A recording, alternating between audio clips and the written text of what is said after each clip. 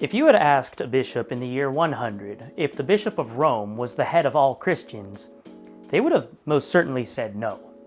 However, if you'd asked a bishop in that same year if Christianity was or should be unified, he would have undoubtedly said yes.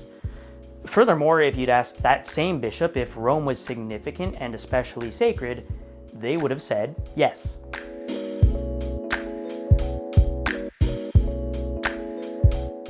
Welcome everyone to our series on the history of papal authority or primacy based on the book The Papal Primacy by Klaus Schatz. Today we are looking at how early Christian theologians perceived Rome's status and authority. From a fairly early time in Christian history, the bishops of Rome, and most historians agree there were multiple bishops governing every major city, began accumulating a lot of responsibility. Now the famous saying from Spider-Man goes, "With great power comes great responsibility," but in Rome's case, with great responsibility came great power. We see this when Christians in Rome, as a generally richer and more powerful city, provided a lot of material aid for the more impoverished Christian communities. Bishop Dionysius of Corinth in the year 170 wrote, "From the start, it has been Rome's custom to treat all Christians with unfailing kindness and to send contributions to many churches in every city." Along with financial support, Rome's bishops would send letters, and Dionysius's church in Corinth would read them annually. One such letter was written all the way back in the year 95. It is attributed to Saint Clement, a bishop of Rome, though the letter does not explicitly say it's from him. In this letter, the Roman community scolds the Corinthians for mistreating their own leaders. Rome urged them to be subordinate to their bishops. The letter has a remarkably authoritative tone. Now, this practice of admonishment wasn't unique to Rome. It was fairly common for larger Christian communities to give pastoral guidance to the smaller surrounding ones. There are a couple key differences, though, that make Rome's letter stand out. First, although lots of larger churches gained notoriety for their leadership, Rome got an unusual amount of praise. Ignatius of Antioch wrote around 110 AD, "To the church beloved and enlightened by the will of him who has willed all things which are, according to the love of Jesus Christ our God, which also has the presidency in the country of the land of Romans, worthy of God, worthy of honor, worthy of blessing, worthy of praise, worthy of success, worthy in its holiness, and preeminent in love, having the law of Christ named after the Father." It goes on and on and on.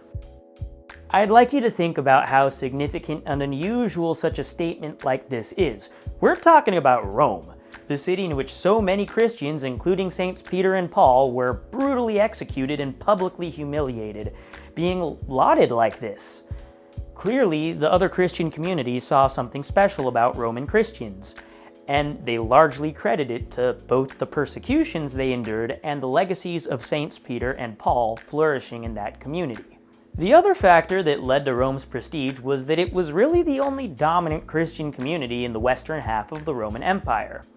In the east, Antioch, Alexandria, and eventually Constantinople engaged in great power struggles.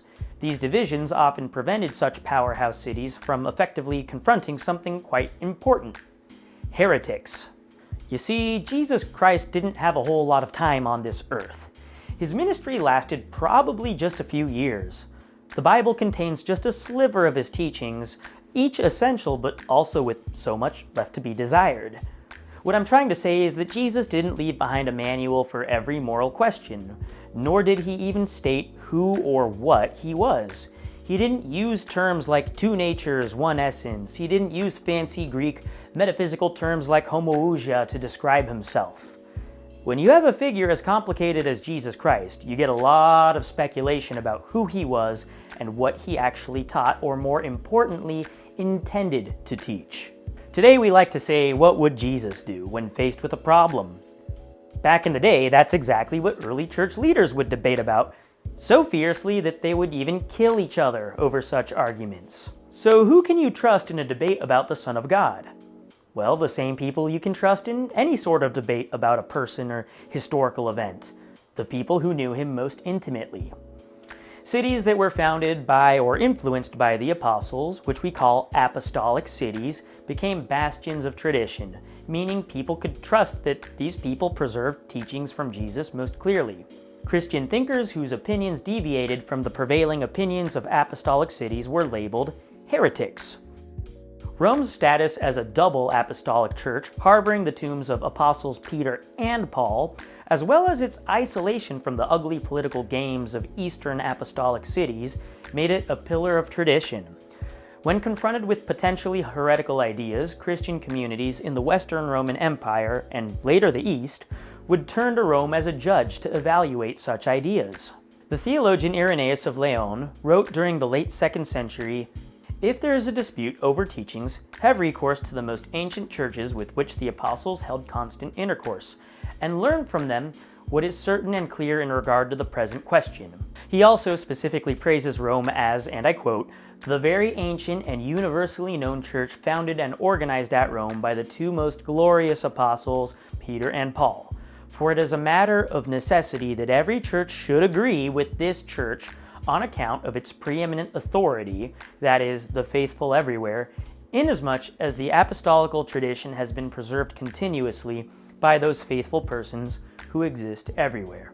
By around 200 AD, Rome was governed by a singular bishop, and his teachings were considered the gold standard by which other Christian communities could evaluate their own faithfulness to the gospel.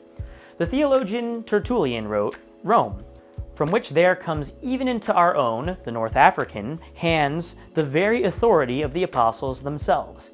How happy is its church on which apostles poured forth all their doctrine along with their blood, where Peter endures a passion like his Lord's, where Paul wins his crown in a death like John's, where the apostle John was first plunged unhurt into boiling oil and thence remitted to his island exile." This is quite significant. Basically, to Tertullian, Rome is apostolic, North Africa is in communion with Rome, therefore North Africa is apostolic as well. This is an excellent example of how throughout history Rome doesn't claim authority for the sake of power, rather other communities admired Rome and desired to be in union with her. That said, despite the immense respect Rome garnered from its neighbors, its bishop had no formal authority over them, and there are two excellent examples demonstrating this. First was the Great Easter Date debate. Christians in Asia Minor wanted Easter to be based on the Jewish Passover, and Christians in Rome wanted it to be on a Sunday. Around 200 AD, Pope Victor tried to decree that all Christians should celebrate Easter on Sunday. How did he justify this? He claimed that as bishop of an apostolic community, he believed that the apostles intended for Easter to be celebrated on a Sunday. He went as far as to excommunicate any Christian community that disagreed. Pope Victor's peers were so outraged that Victor backed down, rescinding his excommunications as well as the requirement that other churches change their Easter date. Pope Victor had lost this battle. The second issue that Rome failed to assert authority over was a very important question. Can heretics baptize people? This key question emerged from around 255 AD, and Pope Stephen insisted that yes, even heretics can baptize people. This time, the Pope not only claimed that his teaching was in line of the apostles, but he asserted that by virtue of his office as the successor of the apostles, other Christian communities should fall into line.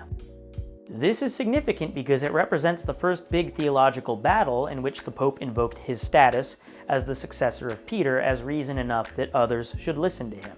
Christian communities in North Africa and Asia Minor said no, and the famous theologian Cyprian of Carthage, who was vastly superior in theology compared to Pope Stephen, spearheaded the coalition to once again get Rome to back down from its attempt to dominate the other communities. Here's the interesting thing though. Cyprian admitted that the teaching that a heretic can baptize was indeed apostolic. Rome was correct. However, Cyprian argued that tradition must yield to reason, and that argument was enough to convince other major communities to ignore Rome's command.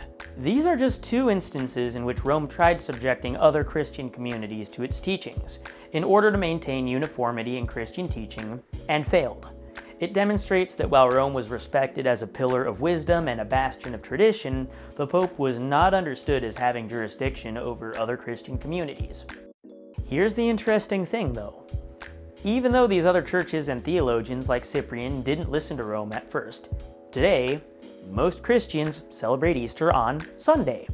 And the Church has officially taught for millennia that all Christians, Catholic and non-Catholic, can baptize. In the long run, the Roman positions won out, even though they didn't have the flashiest or fanciest theologians like Cyprian of Carthage. During this time, the eastern half of the Roman Empire was struck by internal division over theological debates, while Rome was fairly untouched by such movements. And that is exactly what we will talk about next episode. Until then, have a great day. God bless you.